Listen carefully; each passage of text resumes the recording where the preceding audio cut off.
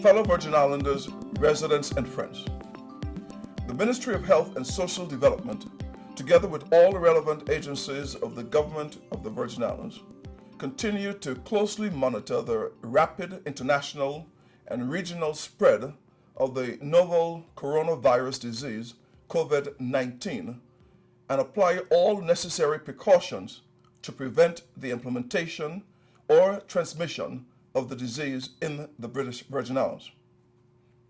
Of specific interest are persons with respiratory symptoms such as fever, cough, and difficulty breathing, together with a history of travel to or resident in a country with established community transmission of COVID-19 during the 14 days prior to symptoms onset, as well as persons with an acute respiratory illness and at least one of the following during the 14 days prior to symptoms onset.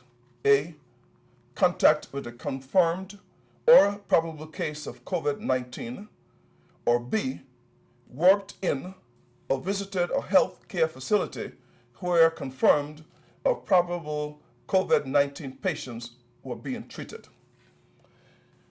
As of March 1st, 2020, the World Health Organization, WHO, has increased its assessment of the risk of spread and impact of the disease to very high at the global level, while the Caribbean Public Health Agency, CAFA, based on a regional risk assessment, upgraded the risk of transmission in the Caribbean from low to high.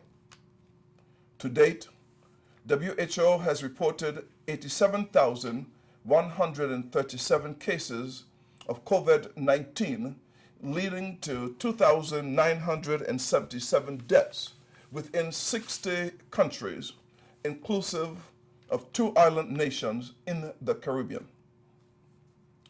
What this means for the Virgin Islands is that all of us must heighten our level of preparedness and vigilance across the entire territory to be able to rapidly and effectively respond to the COVID-19 epidemic. The government of the Virgin Islands remains committed to the protection of the health of all residents and visitors. Under the guidance of the Chief Medical Officer, who has been leading the territory's response since the beginning of the year, the government has taken several proactive steps by implementing a wide range of public health measures, which include, but are not limited to, activation of the quarantine authority, together with consultation with the relevant officials from the Ministry of Health and Social Development, the Department of Information and Public Relations, BVI Ports Authority, BVI Airports Authority, Department of Agriculture, Customs Department, Immigration Department, BVI Health Services Authority, Department of Disaster Management, Environmental Health Division, Her Majesty's Prison,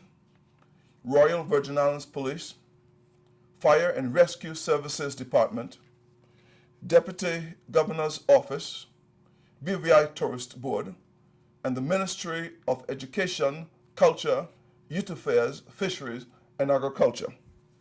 There has also been enhanced health surveillance, testing, and quarantine of persons of interest, increased sanitation measures, passenger screening, and staff training at all ports of entry, issuance of travel guidance for affected countries, training of healthcare providers in the initial detection and investigation of possible cases, infection prevention and control, and clinical diagnostics, increased public health education and engagement through various media, recommending everyone to take preventative measures such as hand washing, respiratory hygiene, and environmental sanitation, encouraging the use of personal protective equipment by health workers,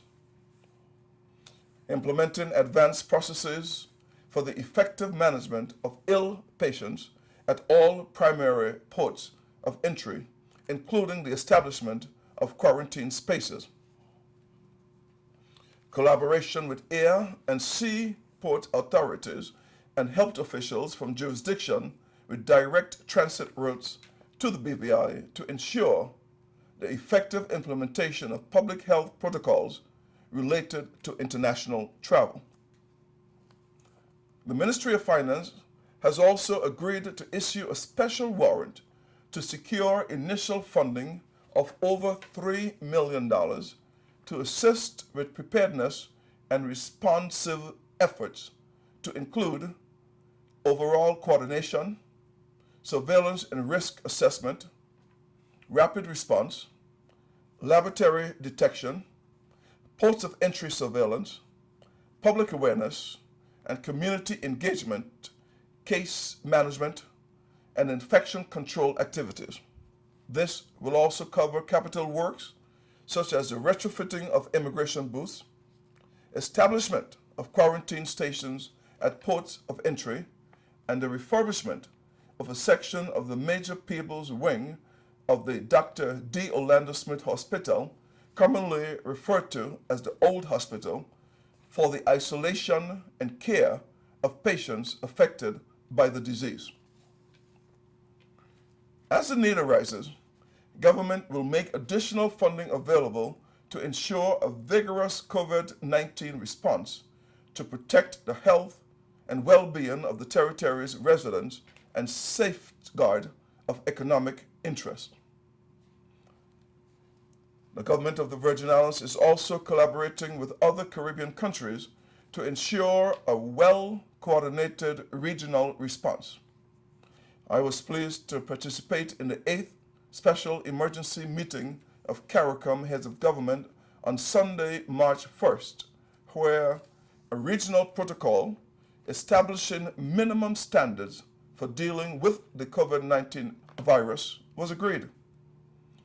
Along with CARICOM Heads of Government and Ministers of Health, the meeting was attended by the Pan American Health Organization, PAHO, Caribbean Public Health Agency, CAFA, Caribbean Disaster Emergency Management Agency, CEDEMA, Caribbean Implementation Agency for Crime and Security, IMPACTS, and representatives of the leadership of the cruise ship industry and their representative bodies. While there have been no confirmed cases of COVID-19 in the Virgin Islands thus far, the government remains vigilant. Active surveillance and quarantine measures have been carried out in a few cases of interest based on a combination of factors, such as recent travel to a country where the disease is being spread, flu-like symptoms are detected, or potential contact with a person outside of the territory that has been diagnosed with the disease. In light of recent developments, I encourage the entire community to heed the calls being made by the Ministry of Health and Social Development, as well as the regional and international public health agencies, that we should shift our mindset from preparedness to readiness and rapid response. We must continue to do all that is necessary to strengthen our capacity to respond to possible implementation of cases to the territory.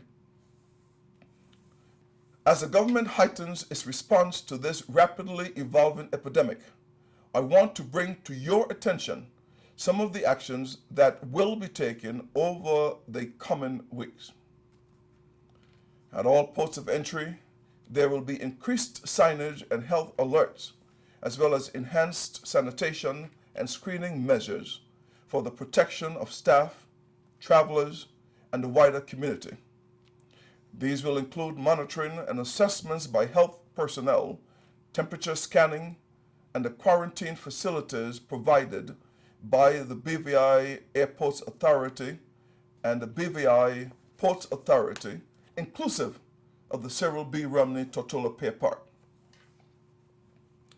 The Immigration Department will erect glass shields at airport immigration booths, widen the screening of passengers, and facilitate the sharing of advanced passenger information from transit ports in order to determine recent travel history of arriving passengers.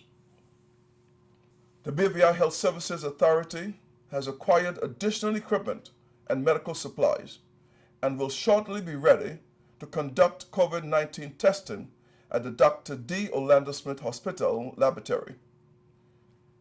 The CAFA Laboratory in Trinidad will serve as a reference lab to confirm local test results. The Health Services Authority has also introduced treatment protocols and identified isolation rooms for the safe care of sick patients should the need arise.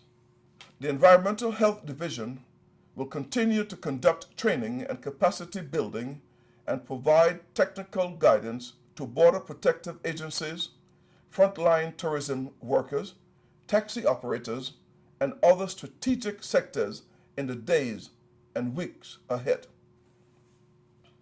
Even as we continue to work together to prevent the importation of the novel coronavirus to the territory, we must at the same time ensure that all health workers, households, schools, businesses, and other segments of our population are well prepared to keep themselves safe if and when it does occur. With this in mind, the Ministry of Health and Social Development will be working under the ambit of the National Disaster Management Council to ensure a multi-sectoral coordinated approach, which is in keeping with our national pandemic influenza plan. Our Health Incident Command Post will be fully activated in the week ahead. The National Emergency Operations Center, NEOC, will be activated at Level 1 to ensure community-wide coordination and to provide guidance and support in developing and activating contingency plans. The National Emergency Operations Center represents the highest level of command and control that is activated in a national emergency situation. As COVID-19 is a public health emergency, the Ministry of Health and Social Development is the lead agency for planning, initiation, direction, and central coordination at Level 1 activation of the NEOC.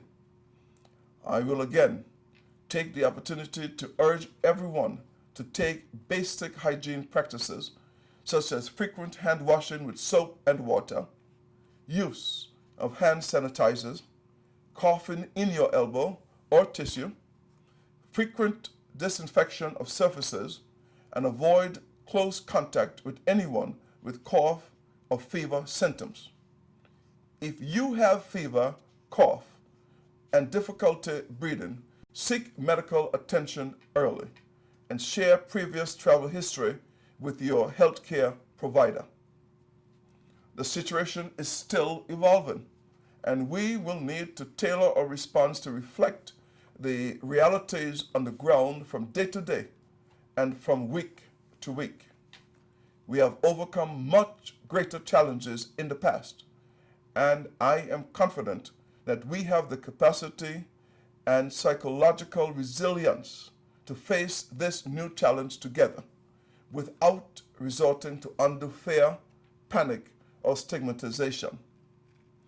I also encourage you to seek factual information from trusted and reliable sources, such as the official websites and communication networks of the Government of the Virgin Islands, Caribbean Public Health Agency, Pan American Health Organization, and the World Health Organization.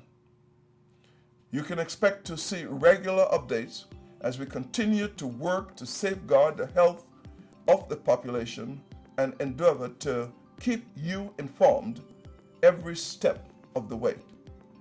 Thanks for your attention. May God bless and protect these Virgin Islands. Thank you.